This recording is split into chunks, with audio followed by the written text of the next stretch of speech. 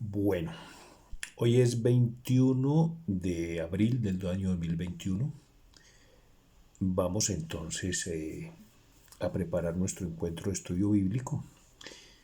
Recordemos una cosa, nuestro grupo de estudio bíblico, nosotros no pretendemos hacer una homilía sobre el Evangelio, no, porque eso la homilía la hacen nuestros queridos pastores, como son nuestros queridos sacerdotes y obispos y diáconos cuando les toca.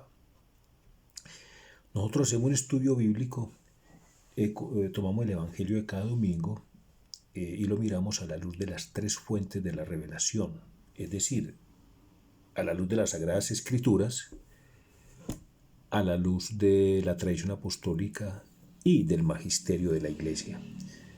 Nosotros no podemos decir nada por nosotros mismos, ¿no? No, porque no tenemos nada que decir, ya todo lo dijo Jesús. Todo lo que tenía que decir el Hijo de Dios, de Dios, ya lo dijo Jesús en su Evangelio. Entonces, sí, nosotros dejamos que Dios diga de sí mismo lo que tiene que decir. Por eso hacemos este estudio a la luz de las tres fuentes de la revelación, ¿no? Sí, y el domingo 25 de abril es precisamente el Día del Buen Pastor. Entonces, vamos a pedirle al Señor una gracia para nuestros queridos pastores, una gracia especial para nuestros queridos diáconos, sacerdotes y obispos. Vamos a pedir una gracia bien grande, que en lo posible tengan los sentimientos de Cristo, ¿no? Cristo puede decirse que solo tuvo dos sentimientos, dos afanes, ¿no? ¿Cuáles? Darle gloria al Padre. Cristo le daba gloria al Padre en todo lo que pensaba, hablaba y obraba. Y en todo lo que pensaba, hablaba y obraba, buscaba la salvación de las almas también.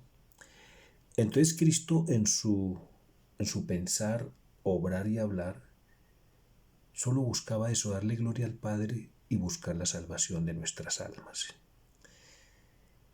Cristo no pensaba en sí mismo, pensaba en darle gloria al Padre y en buscar la salvación de las almas. Por eso Él dijo, el que quiera ser mi discípulo, niéguese a sí mismo, coja su cruz y sígame.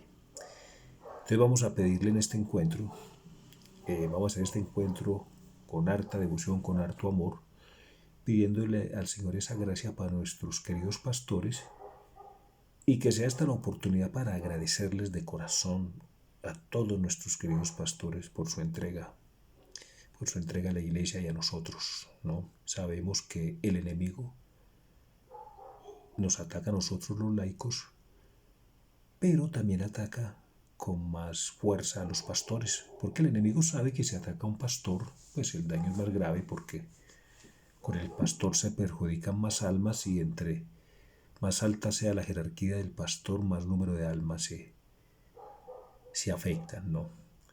Entonces pidamos por ellos todos los días, ¿no? Por nuestros diáconos, sacerdotes, obispos y por nuestro Papa, para que el Espíritu Santo siempre esté con ellos y los fortalezca y los ilumine, para que siempre muestren fielmente desde el fondo de sus corazones el rostro de nuestro Señor Jesucristo. Gloria al Padre y al Hijo y al Espíritu Santo, como era en el principio, ahora y siempre, por los siglos de los siglos. Amén. Sí, pidámosle también al Señor su Santo Espíritu para que hagamos este encuentro como Jesús quisiera y merece que sea realizado. Espíritu Santo, ilumínanos y santifícanos.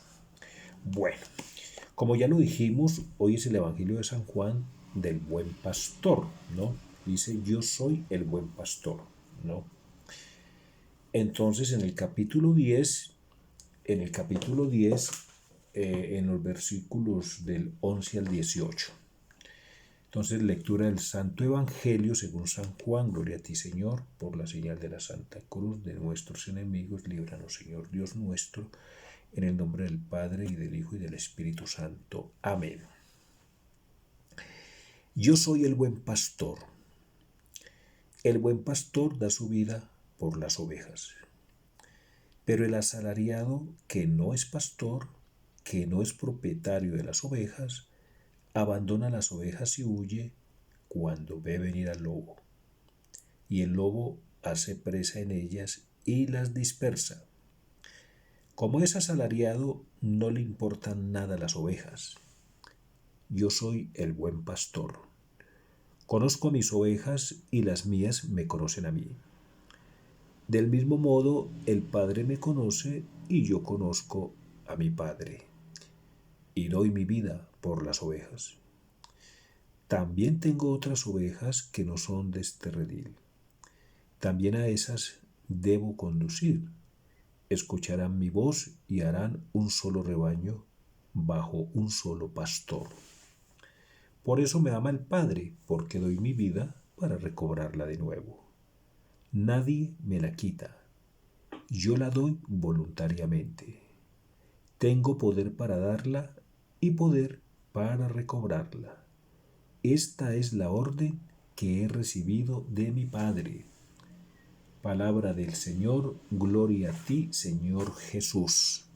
Bueno, muy bien, yo soy el buen pastor. Acordémonos, aprovechemos para recordar de que, pues, los siete yo soy de Jesús, dice, yo soy el pan de vida, ¿no? Yo soy la luz del mundo. Yo soy la puerta de las ovejas. Yo soy el buen pastor. Yo soy la resurrección y la vida. Yo soy el camino, la verdad y la vida. Yo soy la vid verdadera. Bueno, este santo evangelio, pues sería bueno verlo también, incluir aquí los 10 primeros versículos de este capítulo 10, ¿no? Todo hasta el versículo 21 se llama el buen pastor. Mire los primeros versículos de este evangelio como dicen. En verdad os digo que el que no entra por la puerta en el redil de las ovejas, sino que escala por otro lado, este es un ladrón y un salteador. Pero el que entra por la puerta es pastor de las ovejas. A este le abre el portero y las ovejas atienden a su voz. Luego las llama una por una y las saca fuera. Cuando ha sacado a todas, va delante de ellas, y las ovejas le siguen, porque conocen su voz. En cambio, no seguirán a un extraño, huirán de él, pues las ovejas no reconocen la voz de los extraños. Jesús les dijo esta parábola, pero ellos no comprendieron lo que les hablaba. Entonces Jesús les dijo de nuevo, en verdad os digo que yo soy la puerta de las ovejas. Cuantos han venido delante de mí son ladrones y salteadores, pero las ovejas no les escucharon. Yo soy la puerta. Si uno entra por mí, estará a salvo. Entrará y saldrá y encontrará pasto. El ladrón solo viene a robar, matar y destruir. Yo he venido para que tengan vida y la tengan en abundancia. Ahí empata con el evangelio que hoy nos ocupa, ¿no? El evangelio del próximo domingo 25 de abril. Yo soy el buen pastor. Bueno, ¿por qué es bueno empatarla con estos primeros 10 versículos? Porque es que, mire, ya desde el Antiguo Testamento se viene manejando esta figura de pastor, del pastor, ¿no? Esta figura del pastor, las ovejas, en fin. Porque es que los profetas están hablando de Cristo. Entonces, cuando por ejemplo, el profeta Ezequiel en el capítulo 34 habla del pastor, pues se está refiriendo a Cristo, está profetizando a Cristo. Dice Dios, dice Yahvé, Yahvé está muy disgustado con los pastores porque no están cuidando a su rebaño. Y hay unos ayes ahí, ¿no? Hay unos ayes. Y bueno, el profeta, Dios dice a través del profeta Ezequiel, pues que castigará a estos pastores que no son pastores, a estos pastores que se portan mal. y que en cambio él mismo va a recuperar a sus ovejas una por una, las tratará muy bien y las llevará a pastos fértiles, ¿no es cierto? Pues está hablando claramente de Jesucristo, está profetizando a Jesucristo. Muy bien. Eh, Existía, a ver, hay una figura, esa figura del redil, pastor, puerta, en fin. Porque esta figura resulta que en los tiempos de Jesús había un sitio, un lugar pues amplio, donde los pastores llegaban al caer la tarde y guardaban allí sus rebaños, ¿no? Los guardaban pues al cuidado de un guarda, en fin. Y al otro día por la mañana cada pastor iba y sacaba su rebaño. Pero cada rebaño escuchaba la voz de su pastor, ¿no? Porque eso tienen las ovejas, que las ovejas escuchan a su pastor y solo lo siguen a él, ¿cierto? Eh, este lugar, este lugar grande donde guardaban todos los rebaños, pues es el judaísmo. En el judaísmo había pues muchos grupos religiosos y digamos que vivían en tensa calma, siempre habían tensiones entre ellos. Ahí estaban los escribas, fariseos, saduceos, exenios, celotes y muchos más, ¿no? Y muchos más. Todos estos grupos estaban en un solo sitio, que era el judaísmo, ¿no? Por eso la figura esta, pues, del sitio donde guardaban las ovejas. Entonces el buen pastor, ¿no? El buen pastor que es Cristo, pues va a este gran sitio y saca de allí sus ovejas, ¿no? O sea que el buen pastor que es Cristo saca a sus ovejas del judaísmo, ¿no? Saca a sus ovejas del judaísmo, pues para hacer un nuevo rebaño donde que es la iglesia, ¿no es cierto? Por eso vamos a ver qué dicen los santos pastores. Veamos qué dicen los santos pastores, los padres de la iglesia, ¿no? Sobre este evangelio. Miremos a San Hilario de Poitiers. Yo no sé si estará bien pronunciado, así se escribe. Hilario de Poitiers. Me disculpan si pronuncio mal, pero yo solo sé español. Dice San Hilario de Poitiers, dice, ya no estamos sometidos al famoso canto de Moisés, es decir, a la dominación de Israel, ni divididos según el número de los hijos de Dios, sino integrados en familias del Señor y considerados como domésticos de Dios, trasladados finalmente del injusto, culpable y perverso derecho de los dominadores al eterno reino de Dios. Pues ya no es solo Israel la porción del Señor, ni Jacob el único lote de su heredad, sino la totalidad de las naciones, divididas antes según el número de los hijos de Dios, pero reducidas ahora a la unidad y constituyendo el único pueblo de Dios. Sí, sí, miremos por ejemplo desde Abraham. Desde Abraham, pues solo se hablaba de la descendencia de Abraham. En Moisés, pues se habla del pueblo de Israel. Ahora en Cristo se habla de todas las naciones. El Salmo dice, te daré en herencia a todas las naciones, ¿no?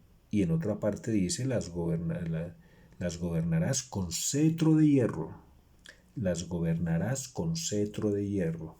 Entonces uno dice, pero un momentico, si Cristo es el pastor del rebaño, y el rebaño son todas las naciones, ¿por qué dice que las gobernarás con cetro de hierro? Suena eso como muy brusco, ¿no? El hierro pega muy duro. Sí, el hierro pega muy duro. Y el buen pastor tiene cetro de hierro, ¿no? ¿Por qué? Porque el lobo le tiene miedo al cetro de hierro, ¿no? El lobo no le teme a un bastón de goma, o el lobo no le teme a un bastón de madera blanda. No, el lobo le teme es a un bastón de hierro. Las gobernarás con cetro de hierro. Pues cetro era una varita que tenía un rey, ¿no? Los cetros de los reyes son muy conocidos, ¿cierto? Miren lo interesante, ¿no? Miren lo interesante. Dice, por el Antiguo Testamento sabemos que a la predicación de la palabra se la llama cetro. Ave María, repito, por el Antiguo Testamento sabemos que a la predicación de la palabra se le llama cetro. Se le llamaba cetro. De suerte pues que cetro de hierro es la predicación de la palabra. ¿Y por qué se le llama cetro de hierro a la predicación de la palabra? Porque el hierro no se deforma, ¿no? El hierro no se deforma. El hierro le pueden pasar los años y es el mismo, ¿no?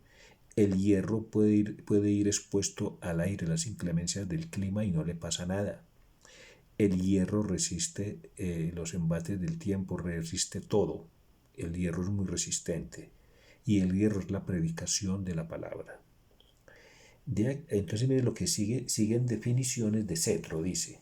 Leemos en efecto, cetro de rectitud es tu cetro real, es tu cetro real. Cetro de rectitud es aquel que con su doctrina nos guía por el camino justo y útil, ¿no? Cetro real es indudablemente la doctrina del reino de Dios, es decir, de la iglesia. La doctrina del reino de Dios es la doctrina de la iglesia, no puede ser otra, porque la doctrina de Cristo es la doctrina del Padre y la doctrina de la iglesia tiene que ser la doctrina de Cristo. Entonces, cetro real es indudablemente la doctrina del reino de Dios, es decir, la doctrina de la iglesia. Isaías llama cetro al Señor en persona en razón de la útil y moderada predicación de su doctrina. Dice, brotará, dice Isaías, un cetro del tronco de Yesé. Qué bien. Bueno, hasta aquí San Hilario de Poitiers. Vamos a ver qué nos dice San Agustín, ¿no? San Agustín empieza citando el versículo 11, yo soy el buen pastor, ¿no? Mire qué interesante lo que dice San Agustín, dice, no añadiría bueno si no hubiera pastores malos. Yo no había caído en cuenta de eso, yo soy el buen pastor. Ese prefijo buen, pues es para diferenciar de que hay malos pastores también. Entonces mire como dice San Agustín, no añadiría bueno si no hubieran pastores malos. Entonces, por eso era muy interesante y muy enriquecedor ver el Evangelio desde el versículo 1, ¿no? ¿Por qué? Porque entonces, desde el versículo 1 hasta el 18, pues que es el que nos toca hoy, pues para el domingo, hay un elenco de personajes. Y San Agustín se tomó la tarea de clasificarlos en buenos y malos. Entonces, ¿quiénes son los buenos? ¿No? Dice, la puerta, el pastor, el portero, las ovejas. Esos son los buenos. Ahora, ¿quiénes son los malos?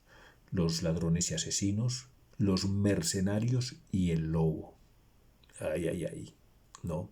Entonces, ¿quién es la puerta? Pues la puerta es Cristo, es uno de los yo soy de Cristo, yo soy la puerta. ¿No? El pastor, yo soy el buen pastor, es Cristo. ¿Y cómo así?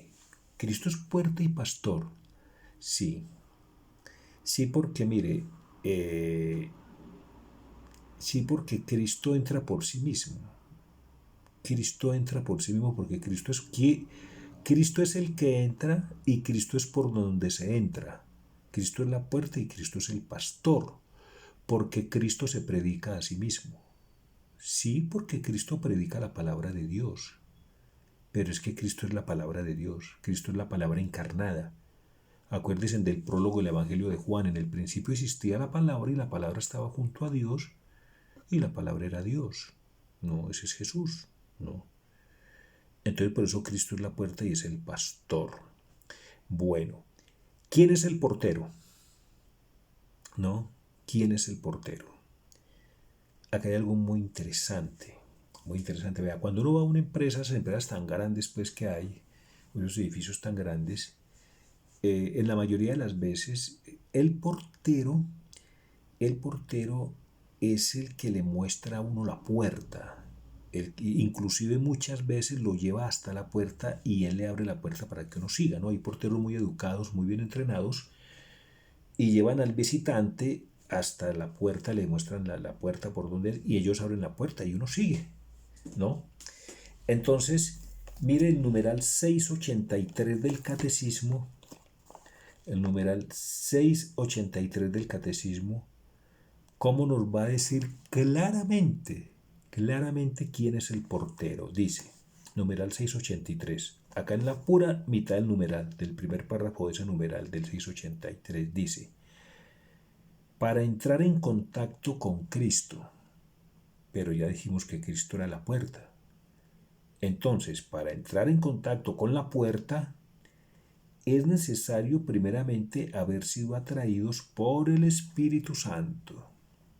Leo como dice el catecismo, dice, para entrar en contacto con Cristo, es necesario primeramente haber sido atraídos por el Espíritu Santo. Es el Espíritu Santo quien nos acerca al Hijo, ¿no? Entonces, el Espíritu Santo es el portero. El Espíritu Santo es el que nos acerca, nos muestra la puerta, es el portero, ¿de acuerdo? Y las ovejas somos nosotros, ¿no? Las ovejas somos nosotros los que escuchamos la voz del buen pastor.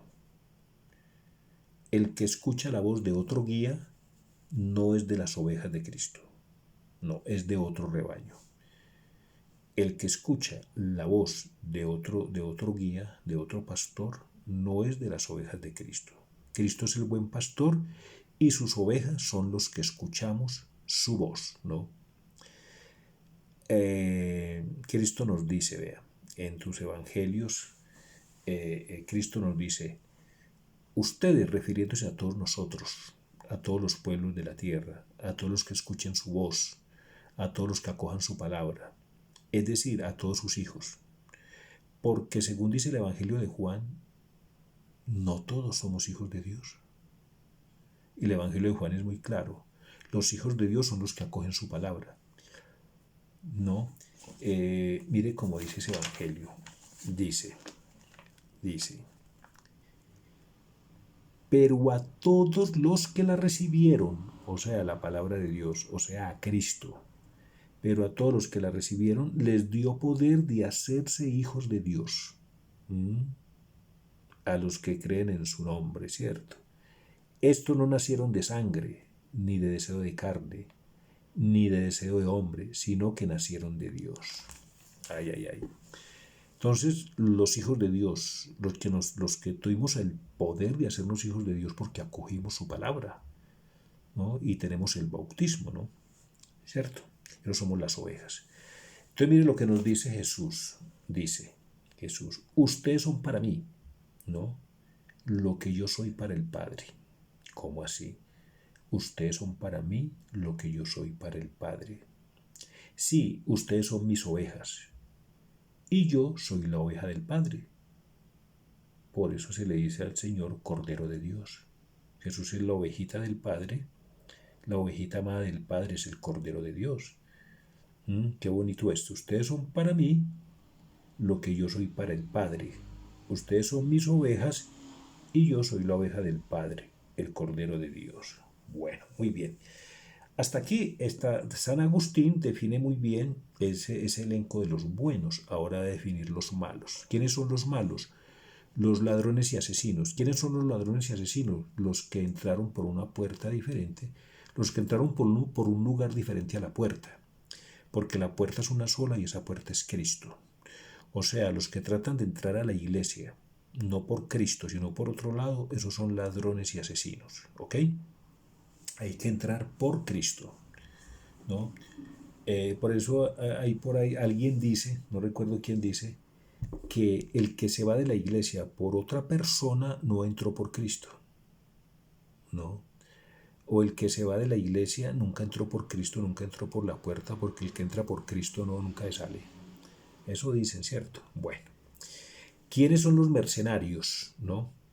Mire San Agustín cómo los define de bien. Dice, ¿quién es pues el asalariado o mercenario? Se pregunta, ¿no? Y dice, hay en la iglesia algunos jefes, de quienes el apóstol Pablo dice, los que buscan lo suyo, no lo de Jesucristo, Filipenses 2:21.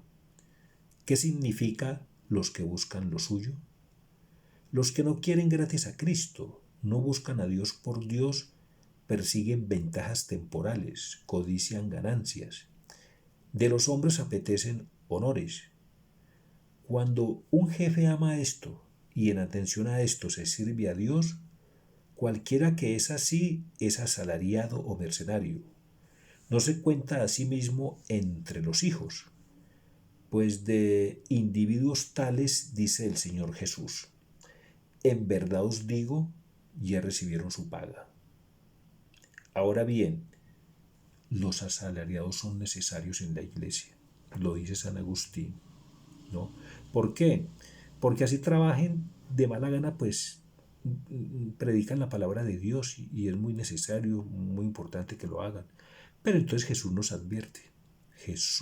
advierte, hagan lo que ellos dicen, pero no hagan lo que ellos hacen.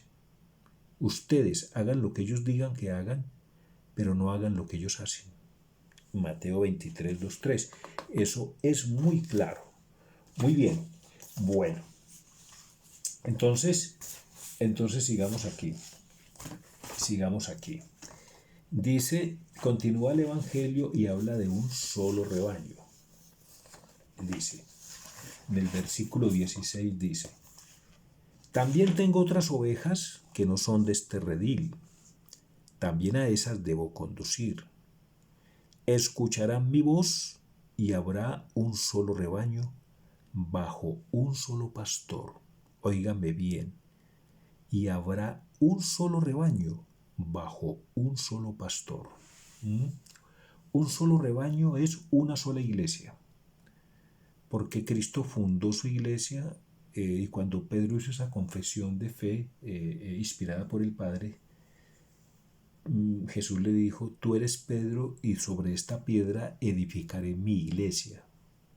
Cristo no dijo mis iglesias, no, Cristo dijo mi iglesia, ¿no? El fundador de la iglesia es uno solo, ¿quién? Cristo. El pastor de la iglesia es uno solo, Cristo, ¿no? El pastor de la iglesia es uno solo, Cristo. Yo soy el buen pastor, no hay otro, solo Cristo es el buen pastor, ¿no? Ese rebaño es la iglesia, ¿no? Mire cómo el catecismo, el magisterio, pues nos da una cantidad de argumentos para entender esto. Miremos el numeral 541. Acá está el numeral 541 del catecismo de la Iglesia Católica. Vamos a leerlo todo. Numeral 541 dice, después que Juan fue preso, marchó Jesús a Galilea y proclamaba la buena nueva de Dios. El tiempo se ha cumplido y el reino de Dios está cerca. Convertíos y cree en la buena nueva. Marcos 1:15. Fíjense que Jesús se fue a Galilea después que arrestaron a Juan. Jesús se fue a predicar el Evangelio, ¿no? A decir, el tiempo se ha cumplido. ¿Cuál? El de los profetas, el de las promesas, el de los preparativos. Ya estamos realizando el plan de Dios, ya terminaron los preparativos de ese plan de Dios, ya se está realizando y yo vine a realizarlo. Y a partir Marcos 1:15, a partir de ahí Jesús empieza a llamar a los apóstoles, empieza a formar ese nuevo pueblo donde van a caber todas las naciones, todos los hombres, ¿de acuerdo? Pero en un solo rebaño y bajo un solo pastor, con una sola doctrina. ¿Cuál? La de Cristo, la de la iglesia. Mire cómo sigue ese numeral. Dice, Cristo, por tanto, para hacer la voluntad del Padre, inauguró en la tierra el reino de los cielos. Pues bien, la voluntad del Padre es elevar a los hombres a la participación de la vida divina. Lo hace reuniendo a los hombres en torno a su Hijo Jesucristo. Esta reunión es la Iglesia, que es sobre la tierra el germen y el comienzo de este reino. Oiga, ¿cuánta información importante contiene este numeral? Mire, la voluntad del Padre es elevar a los hombres. No dice a los hombres de tal nacionalidad, de tal raza, de tal lengua, de tal posición social. No, habla en términos muy general. Elevar a los hombres, a todos, a todos, a todos, a todos, a todos, a la participación de la vida divina. Pero mire cómo sigue. Lo hace reuniendo a los hombres en torno a su Hijo Jesucristo. Lo hace reuniendo a los hombres en torno a su Hijo Jesucristo. Cristo hace una convocatoria, esa convocatoria es la iglesia, ¿no? Fíjense que Cristo empezó a hacer esta convocatoria con 12 hombres nomás, ¿no? ¿No? Y él fue llamando, y él fue llamando. Y a través de ellos fueron llamando hasta que nos llamaron a nosotros, ¿no? La iglesia del siglo XXI, del año 2021, pues es la iglesia de, es la iglesia de ¿qué? Es la iglesia de Cristo, es la convocatoria de Cristo. ¿Sí? El que quiera atender a este llamado lo hace. Esto no es obligatorio, es voluntario. Entonces lo hace reuniendo a los hombres en torno a su Hijo Jesucristo, ¿no? Como es para todas las naciones, como es para todas las naciones, no lo hace, no lo, pues, en este momento, pues para fundar su iglesia, Cristo no lo hace en torno a Abraham, porque estaba empezando apenas la historia de la iglesia y estaba empezando a formarse ese pueblo de Dios, porque en Abraham convoca a los descendientes del patriarca. En Moisés convoca al pueblo de Israel. Pero ya en Jesucristo, que es el nuevo pastor, que ese es el nuevo Moisés, el buen pastor, convoca a todos los hombres de toda la tierra, ¿no? ¿No? Convoca a todos, ¿no? Lo hace reuniendo a los hombres en torno a su Hijo Jesucristo, ¿no? Pero es en torno a Jesucristo, no es en torno a Abraham, no es en torno a Moisés, no es en torno al Buda, ¿no? No es en torno a Mohamed, al profeta Mohamed, a Alá. No, es en torno a Jesucristo. Lo dice muy claro, lo hace reuniendo a los hombres en torno a su Hijo Jesucristo, ¿no? Esta reunión es la iglesia, que es sobre la tierra el germen y el comienzo de este reino. Miren, dice el numeral 846, vamos a leerlo ya inmediatamente. Con esto que voy a leer, muchos teólogos, sacerdotes y obispos y laicos no están de acuerdo. Claro, claro, muchos están de acuerdo, pero muchos no están de acuerdo. Dice, fuera de la iglesia no hay salvación. Fuera de la iglesia católica no hay salvación. Este numeral 541 da argumentos, ¿no? Da argumentos. Lo hace reuniendo a los hombres en torno a su Hijo, ¿no? Mire cómo dice este numeral 846, ¿no? ¿Cómo entender esta afirmación tantas veces repetida por los padres de la iglesia? ¿No? ¿Cómo entender esta afirmación? ¿Cuál? Que fuera de esta iglesia no hay salvación, ¿no? ¿Repetida por quién? Por los padres de la iglesia, nada más y nada menos, ¿no? Numeral 846 del Catecismo de la Iglesia Católica. ¿Cómo entender esta afirmación tantas veces repetida por los padres de la Iglesia? Formulada de modo positivo significa que toda salvación viene de Cristo, cabeza por la Iglesia, que es su cuerpo. Oiga pues, ¿no? Formulada de modo positivo significa que toda salvación viene de Cristo, cabeza por la Iglesia, que es su cuerpo. Mire cómo sigue. El Santo Sínodo, ¿no? Basado en la Sagrada Escritura y en la tradición, o sea, en dos fuentes de la revelación, ¿cierto?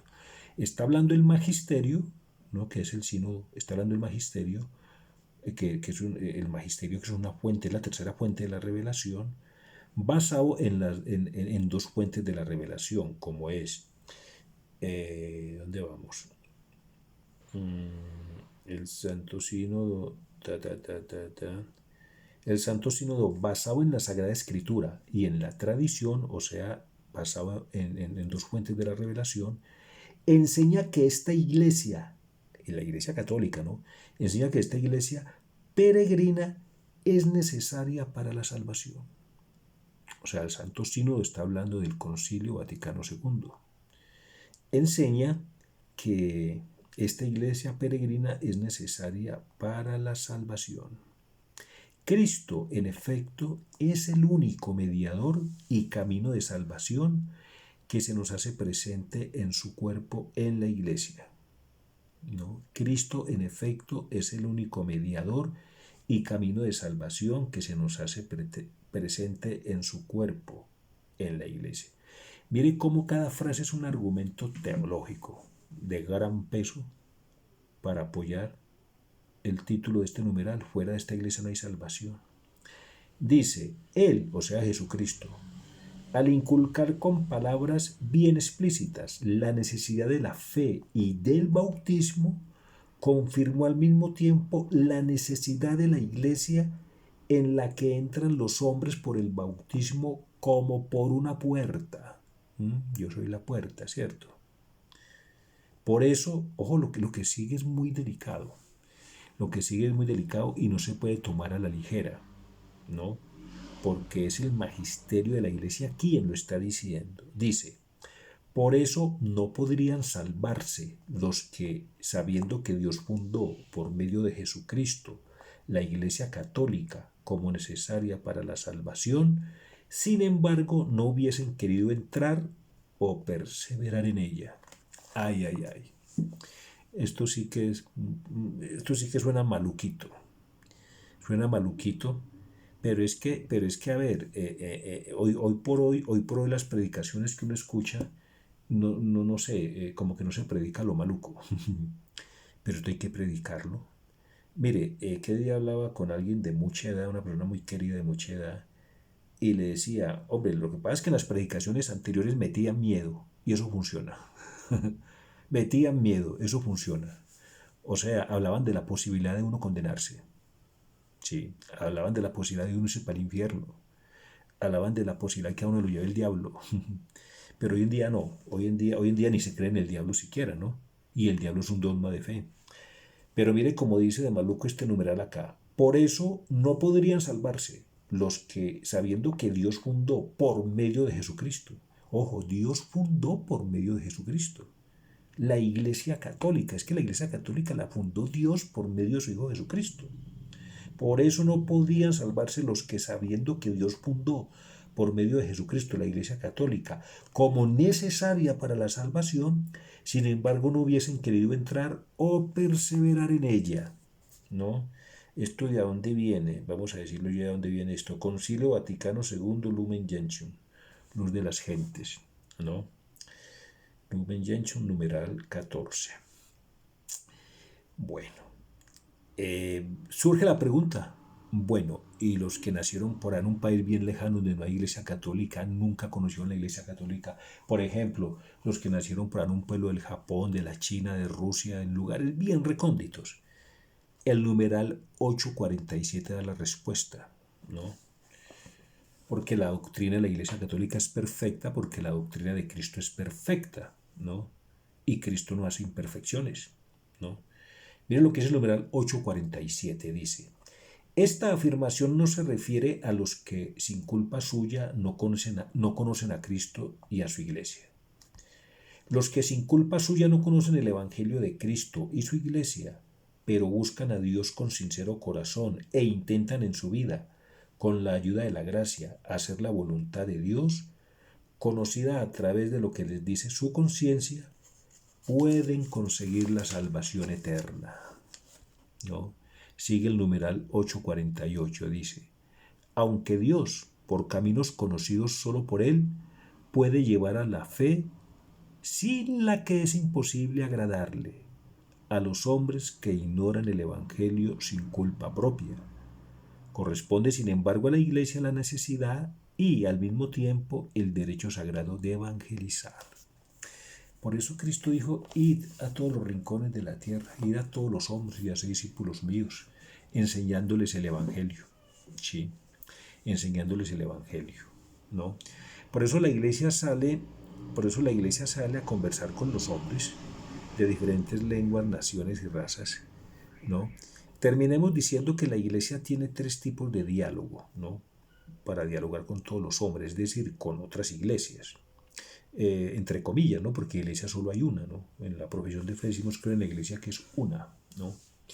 digamos con las otras religiones más bien, ¿no? Porque iglesia es una, la de Cristo nomás, la que tú eres Pedro y sobre esta piedra edificaré mi iglesia. No dijo mis iglesias, sino mi iglesia. Hay tres diálogos con las religiones que son el ecumenismo. El ecumenismo es cuando la Iglesia Católica dialoga con religiones que tienen a Cristo por cabeza, ¿no? Pero el verdadero ecumenismo, el que quiere Cristo, es ir a que esta gente que se ha ido de la Iglesia Católica vuelva a la Iglesia, sin que la Iglesia sacrifique ni una sola verdad divina, porque la palabra de Dios no se puede mover, ¿no? Porque si la Iglesia empieza a sacrificar verdades divinas para atraer a las otras religiones, no, está haciendo un falso ecumenismo. Ecumenismo, por ejemplo, la Virgen María ocupa un lugar privilegiado en la historia de la salvación, ¿no?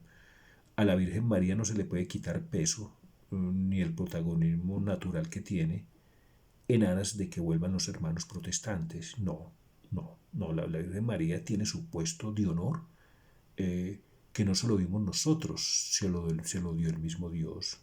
Es la madre de Dios, es la llena de gracia, es la bendita entre todas las mujeres. Así dice la palabra de Dios. Entonces, no, la Virgen María no es una santita común y corriente, no es una mujer común y corriente, no, la Virgen María es la llena de gracia. Es la llena de gracia, ¿no? Y, su vientre fue la primera habitación que tuvo el Hijo y el Espíritu Santo en la tierra, ¿no? A Cristo. Bueno, entonces el verdadero ecumenismo es cuando la iglesia va a evangelizar y hace lo posible porque vuelvan todos a la iglesia, al seno de la iglesia, ¿no? Por ejemplo, con los indígenas, un verdadero ecumenismo, o bueno, hablemos de una verdadera evangelización, haciendo un paréntesis, con los indígenas. No, a los indígenas hay que hacerlo cristianos, hay que hacerlos cristianos, enseñarles el evangelio, ¿no? La iglesia católica no puede hacerse indigenista. No, la iglesia católica tiene que seguir la brújula es el evangelio. El evangelio, el indigenismo no es católico, no de ninguna manera. No, la iglesia católica tiene que hacer discípulos, ahí están incluidos los indígenas también. ¿Sí? Muy bien. El diálogo interreligioso es cuando la iglesia católica dialoga con religiones que no tienen a Cristo por cabeza. Pero igual no se le puede quitar peso a Cristo, no se le puede quitar protagonismo a Cristo. Cristo es el único mediador entre Dios y los hombres. Cristo es el único que nos puede acercar al Padre, porque es el Espíritu Santo quien nos acerca a Cristo y es Cristo quien nos lleva al Padre. Cristo es el camino al Padre. Entonces, cuando hay un diálogo interreligioso, es decir, con religiones que no tienen a Cristo por cabeza, la idea es que ellos vuelvan católicos, sin que la Iglesia Católica sacrifique en lo más mínimo ni una sola verdad de la doctrina de la Iglesia Católica, porque es la doctrina de Cristo, ¿no? Por eso dice, gobernarás con cetro de hierro, o sea, es la predicación ajustada a la sana doctrina de la Iglesia. Cuando se empiezan a cambiar verdades o a sacrificar verdades, ya el cetro no es de hierro, sino que es de plastilina o de goma o algo así. Entonces el lobo no le tiene miedo a un bastón de plastilina o de goma. No, no el diablo, el lobo, le tiene miedo a un bastón de hierro, a un cetro de hierro, o sea, a la sana predicación, a la predicación de la palabra de Dios, ajustado a la sana doctrina de la Iglesia Católica. Muy bien. Y el tercer diálogo que tiene la Iglesia es con los ateos, que se llama diálogo intercultural. Pero de la misma manera, el hecho de que uno se siente a dialogar con los ateos, pues que la Iglesia Católica se siente a dialogar con los ateos, no quiere decir que nuestras creencias estén a la altura nuestros puntos de vista estén a la altura de los puntos de vista de los ateos, ¿no? No, la Iglesia Católica tiene que dialogar con los ateos para que con mucha caridad, les haga ver que realmente en la iglesia está la salvación y la realidad de Cristo, ¿no? Muy bien, muy bien. Pidámosle ya al Señor nuevamente por nuestros queridos pastores y que nos dé la gracia a nosotros de ser sumisos a nuestros pastores, ¿no? Las ovejas no pueden juzgar a sus pastores, no de ninguna manera, ¿no? Las ovejas no pueden juzgar a sus pastores. Pero entonces, sin juzgar a los pastores, porque no nos corresponde, eso le toca al jefe, y el jefe de todos los pastores es Cristo, ¿no? Pues acá en la tierra es el Papa, pero todos le tienen que reportar es a Cristo. Entonces las ovejas no tenemos por qué juzgar a los pastores. Pero en virtud de nuestro bautismo, que somos sacerdotes, profetas y reyes, el profeta tiene que anunciar y denunciar, ¿no? Si nosotros vemos algo mal, algo malo, sí tenemos que decirlo, ¿no? Sí tenemos, con toda la caridad del mundo, ¿no es cierto? Con toda la caridad del mundo, sin juzgar, ¿no? Sin juzgar y orando mucho por estos pastores, porque volvemos a decirlo, ¿no? El enemigo, el lobo al que más ataca es al pastor, ¿no? Porque sabe que si ataca al pastor pone en peligro a todo el rebaño. Si se ataca a una oveja, pues bueno, se perdió la oveja. Lamentable, una pérdida gravísima. Pero si ataca al pastor, se perdió todo el rebaño. Entonces por eso los pastores son tan atacados y por eso hay que orar mucho por ellos. Hay que orar mucho por ellos y pedir al Señor que los mantenga fuertes, que los ilumine para que gobiernen su rebaño con cetro de hierro, o sea, con la predicación ajustada siempre a la sana doctrina de la Iglesia Católica. No olvidemos nuestra antífona: protégeme, Señor, que me refugio en ti. Vuelvo y lo repito, hay que tener en cuenta el gel, el tapabocas y todo lo demás, pero hay que confiar también en la Sagrada Eucaristía, ¿no? Repitámoslo sin cansancio. Usemos tapabocas, usemos gel, distanciamiento que se nos pide y todas estas cosas. Pero la Eucaristía es más poderosa que todo esto. Sin dejar de usar todas estas cosas, porque hay que usarlas, no prescindamos de la Eucaristía. No prescindamos de la Eucaristía, que la Eucaristía es la medicina más potente que puede haber en el cielo y en la tierra, ¿no? La Eucaristía es esa sangre creadora que entra dentro de nosotros y tiene la virtud de crear nuevamente toda célula mala que esté en nosotros, ¿no? Esa es la Eucaristía, sangre preciosa, sangre hermosa, sangre creadora. Entonces, no olvidemos nuestra antífona: protégeme, Señor, que me refugio en ti. Y cada vez confiar más en la Eucaristía, cada vez querer más la Eucaristía. Es nuestro seguro de vida en la tierra y en el cielo. La Eucaristía es nuestro seguro de vida en la tierra y en el cielo. Gloria al Padre y al Hijo y al Espíritu Santo, como era en el principio, ahora y siempre, por los siglos de los siglos. Amén.